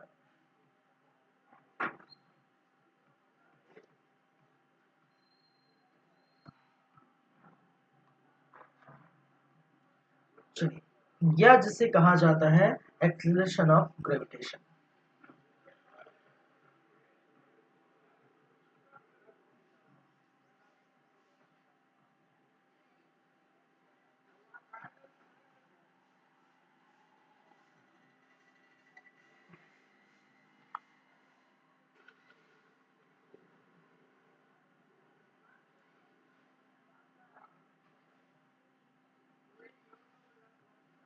एक्सीलरेशन ऑफ ग्रेविटेशनल,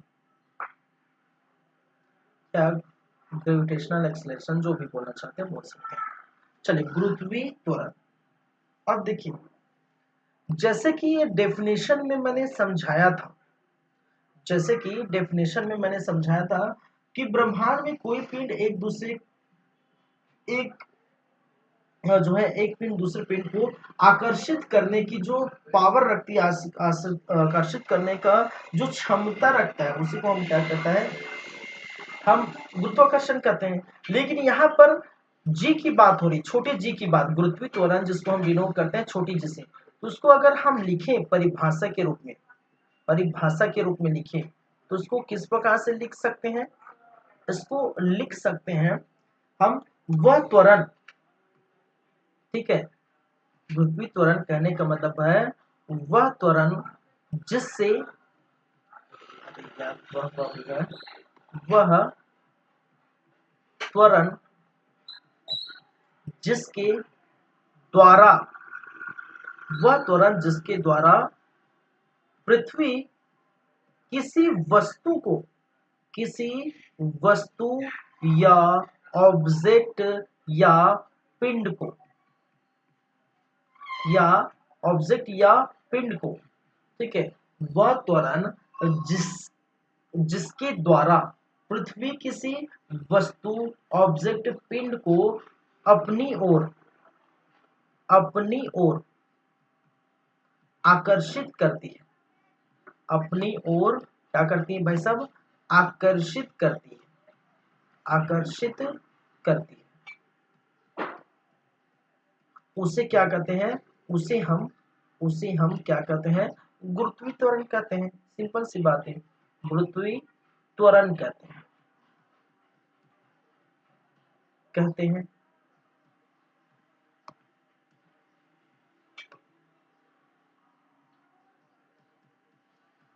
ठीक है, तो मैंने क्या लिखा?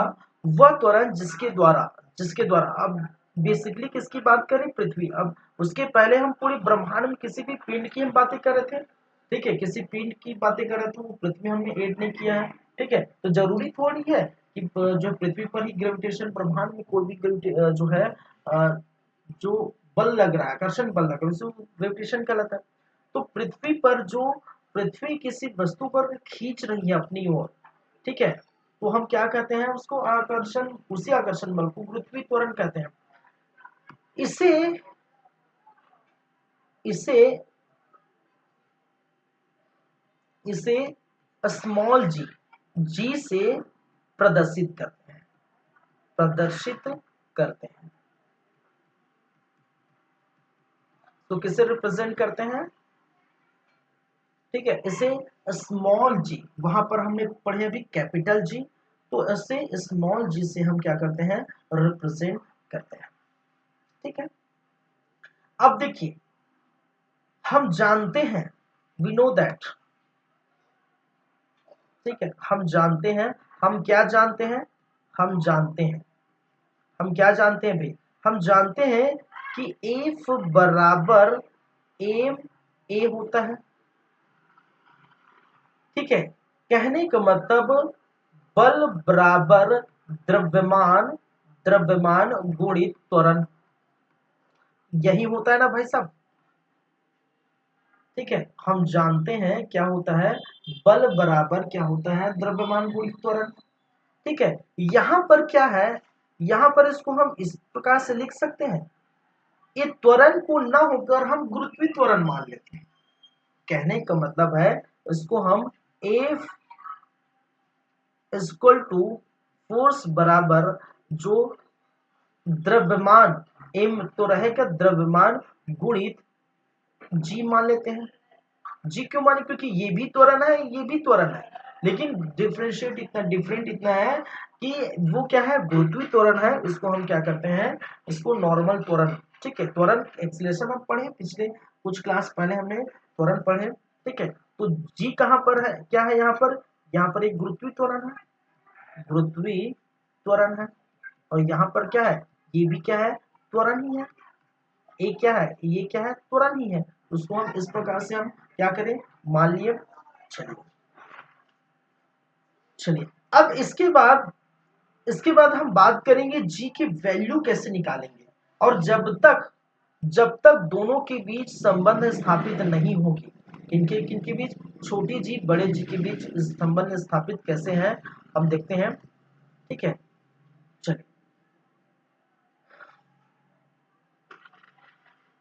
यहां पर देखिए, ये पृथ्वी है, ये है क्या है, पृथ्वी, पृथ्वी का ये सेंटर पॉइंट है, मैंने क्या कहा, उनकी जो सेंटर पॉइंट है, और इसको हम क्या मानते हैं, आर मानते हैं, ये है एम जो है इस पृथ्वी का जो है द्रव्यमान है, ठीक है। क्या है, हम अभी पृथ्वी की बात कर रहे हैं, किसी पिंड में सिर्फ हम, देखिए हमने क्या कहा था, जब हमने वैल्यू लिखी थी, ये फोर्स की वैल्यू लिखी थी, ठीक है, ये वाला, तो हमने ये नहीं कहा था कि ये जो किसी दो पिंडों के मध्य का था, ना कि हम पृथ्वी की हमने बातें की थी, हमने कहा था दो पिंडों के मध्य की बातें की थी, वैल्यू जो है, बातें दो पिंडों के मध्य, किन्हीं दो पिंडों, ठीक है, कोई भी ग्रह, कोई भी कुछ भी हो सकता था।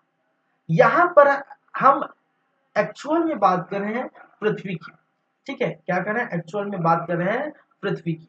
तो यहाँ पर जो द्रव्यमान हमने यहाँ पर, इसको मैं ब्लैक कलर रेडियस, ठीक है, तो पृथ्वी की जो सेंटर पॉइंट है और पृथ्वी की तल है, ठीक है, तो पृथ्वी की तल पर अगर मैं मान के चलिए मैं तल पर बैठा हूं, पृथ्वी के तल पर ही तो बैठा हूं भाई, ठीक है, सरफेस पर बैठा हूं, पृथ्वी के सरफेस पर, तो जब पृथ्वी के सरफेस पर मैं बैठा हूं, तो ये मेरा द्रव्यमान होगा, ठीक है, मेरा मास होगा, मेरा द्रव्यमान होगा, मैं जितना भी हूं, ठीक है, जितना भी केजी का हूं वो मेरा द्रव्यमान होगा। ये क्या है, आपका रेडियस, ठीक है, आर है, ठीक है, क्या है, आर, लेकिन आर मैं यहां पर आर ई लिख सकता हूं, ठीक है, रेडियस किसका है, अर्थ का, ई मींस कहने का मतलब earth, radius of earth, radius of earth, R R मतलब रेडियस ऑफ अर्थ। तो जाहिर सी बात है, अगर कोई कोई सर्कल होता है, आप जानते हैं कोई भी सर्कल होता है, ये पूरा व्यास कहलाता है, और ये सबसे बड़ी जीवा कहलाती है, और इसके हाफ को हम क्या कहते हैं, रेडियस कहते हैं, त्रिज्या कहते हैं, समझते हैं ना, त्रिज्या, ठीक है, त्रिज्या, व्यास का आधा रेडियस कहलाता है, त्रिज्या कहलाता है, ये आप जानते हैं। तो जब किसी गोले का ये आधा भाग है, तो यहाँ पर भी आधा भाग, इसको इधर लाएंगे तो वो पूरा भाग हो जाएगा, ठीक है, समझ रहे हैं इस बात को, तो इसको हम क्या कहते हैं, रेडियस। लेकिन इसका अगर इसका अगर मास की बात की जाए, ठीक है, इसकी हम जो मास की बात की जाए, इस पृथ्वी के द्रव्यमान की बात की जाए, जो उसके गर्भ में रहता है, मैंने कहा गुरुत्वीय जो केंद्र केंद्र में जो है ठीक है, उसके द्रव्यमान की अगर चर्चा करें तो हम इसको लिख सकते हैं एम, ठीक है, एम, इसको लिख सकते हैं एम ई। कहने का मतलब है मास ऑफ अर्थ, एम ई कहने का मतलब है मास ऑफ अर्थ, आर ई कहने का मतलब है रेडियस ऑफ अर्थ, और एम कहने का मतलब है जो मेरा है। मान के चलिए मैं बैठा हूं यहाँ पर, तो मेरा मान के चलिए कोई मनुष्य है या जो सरफेस पर किसी भी का जो है द्रव्यमान है उसको मान लीजिए, ठीक, किसी का मास है उसको मान लीजिए। तो मास किसी का भी हो सकता है, किसी वस्तु, किसी पिंड का, ठीक है। अगर कोई पिंड, कोई वस्तु यही कहना चाहता है कि वह त्वरण जिसके द्वारा पृथ्वी किसी वस्तु ऑब्जेक्ट को, तो ये अगर ये वस्तु का द्रव्यमान है, ये क्या है, वस्तु का, वस्तु का द्रव्यमान है, ठीक है। यहां पर ये पृथ्वी का द्रव्यमान है, पृथ्वी का क्या है, द्रव्यमान है, और ये है रेडियस है, पृथ्वी का रेडियस, ठीक है, क्या है, पृथ्वी का रेडियस या त्रिज्या, सीधा लिख देता हूं पृथ्वी का त्रिज्या। तो मास जो है ऊपर वाले सरफेस, मास कहने का मतलब मैं सरफेस में बैठा हूं तो मेरा मास हो गया, मेरा द्रव्यमान हो गया। नीचे है तो पृथ्वी का द्रव्यमान है, और जो उनके बीच की जो दूरी है आर, रेडियस, उसको हम मान लेते हैं, तो ये रेडियस हो गया। चलिए, तो इतना पता तो आपको होगा, इतना मालूम पड़ गया। अब चलिए हम एक जानते हैं ये वाला, इसको मैं फिर कंटिन्यूसली लिख देता हूं। मैंने क्या कहा, मैंने क्या कहा, हम जानते हैं कौन सा वाला भाई साहब, एक जानते हैं एफ बराबर एम जी, ये हम जानते हैं, ठीक है। और दूसरा हम जानते हैं, एक और जानते हैं, एफ बराबर क्या होता है, एफ बराबर अभी हमने देखे हैं, ठीक है, एफ बराबर जी, बड़ा जी, M1 M2, ठीक है, और ये क्या था, आर स्क्वायर, यही था। अरे भाई साहब यही तो था क्या, यही था जी, कहाँ चला गया है, हाँ, जी बराबर, सॉरी, एफ बराबर जी M1 M2 बटे आर स्क्वायर, यही था, इसी पर हम चर्चा करें। मान के चलिए इसको मैं मान लेता हूं, ठीक है, चलिए इसको मैं मान लेता हूं क्या, समीकरण नंबर फर्स्ट, इसको मान लेता हूं समीकरण नंबर सेकंड। तो हम इसको कैसे लिख सकते हैं, समीकरण नंबर फर्स्ट एवं समीकरण नंबर सेकंड से, ठीक है। तो समीकरण नंबर फर्स्ट और समीकरण नंबर सेकंड से, अब देखिए यहां पर, ठीक है, इसकी वैल्यू अगर मान के चलिए,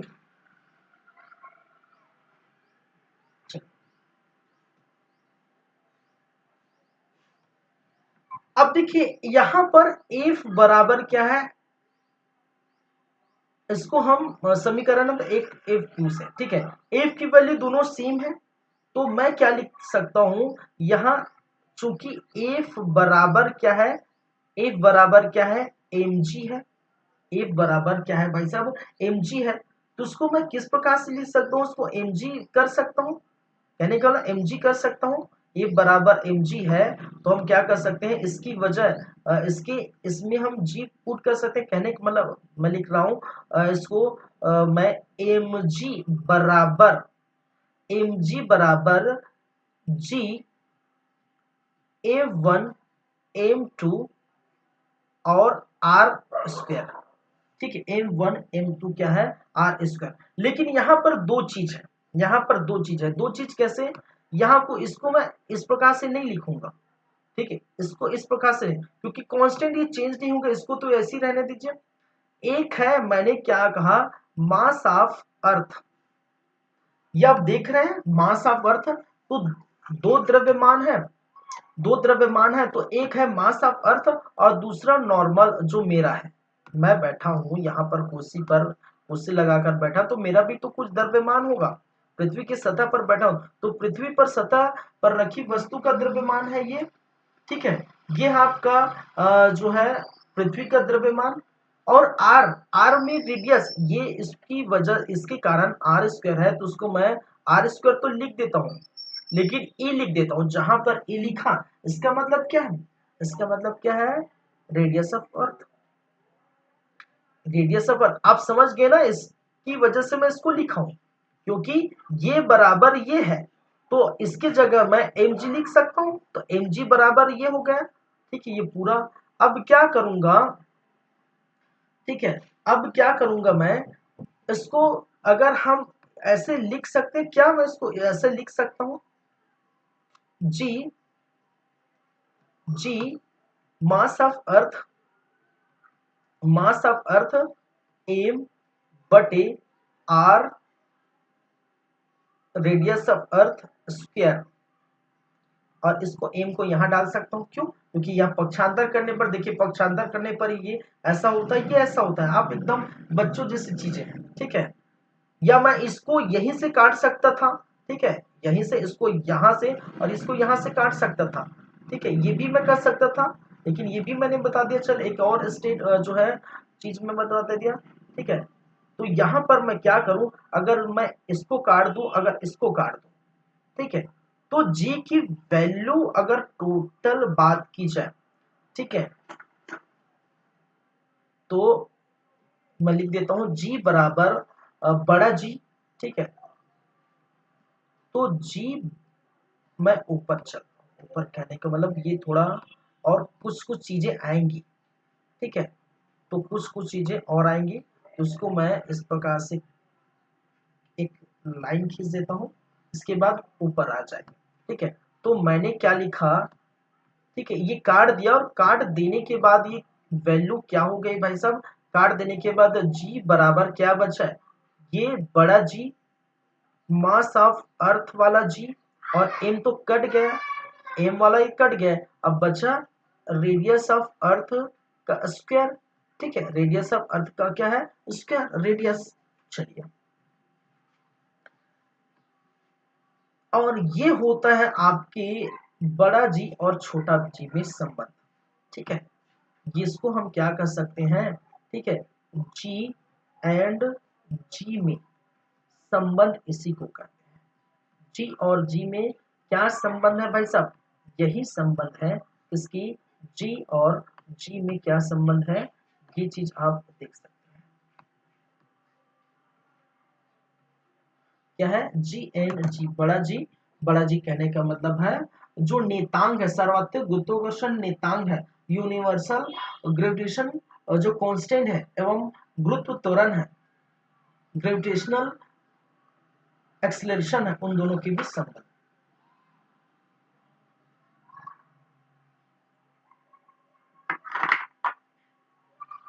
अब देखिए यहां पर जी जी बराबर, सॉरी मैं लिख देता हूं, जी बराबर गुरुत्व त्वरण है।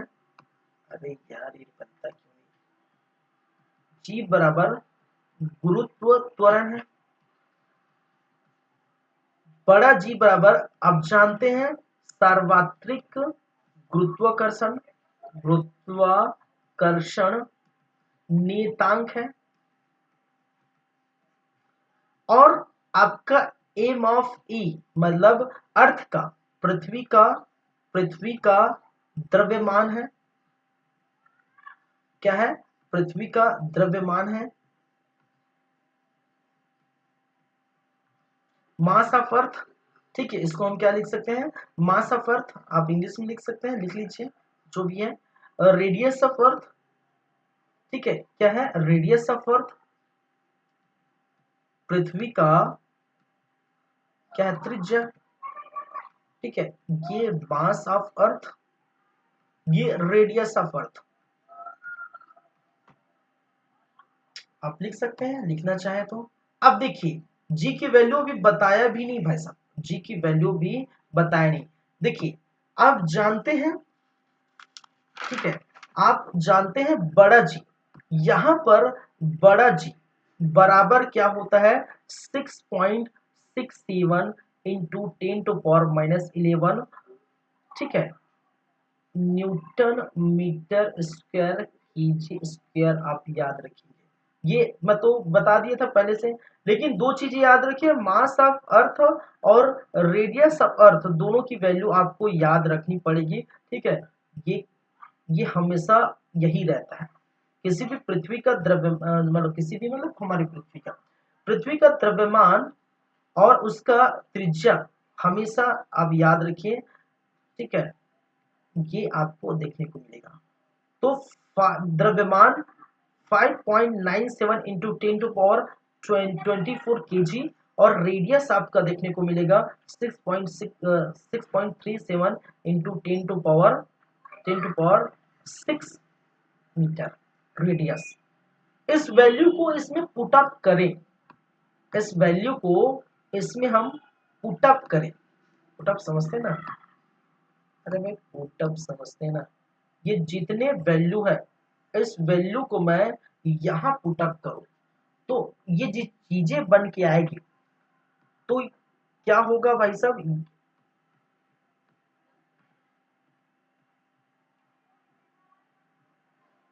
जी बराबर, ठीक है, जी बराबर हम जानते हैं, जी मास ऑफ अर्थ और रेडियस ऑफ अर्थ का स्क्वायर।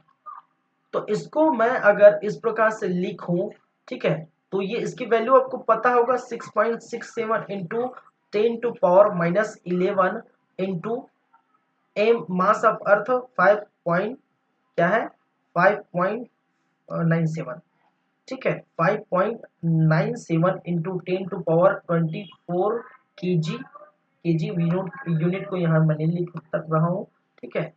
नीचे मैं लिखूं कि ये क्या है 6.37, ठीक है, 6.37 इंटू 10 टू पावर 6 मीटर का स्क्वायर, मीटर को हटा देता हूँ, यूनिट को, मीटर का स्क्वायर, ठीक है। इस पूरे को आप निकालिए, ठीक है, आप पर छोड़ देता हूं मैं, ठीक है, मैं नहीं निकालूंगा, ठीक है, आपको ये तो खैर याद नहीं रखनी पड़ेगी, ठीक है। इस पूरे को निकालिएंगे तो फिर जी की वैल्यू 9.8 मीटर प्रति सेकेंड स्क्वायर।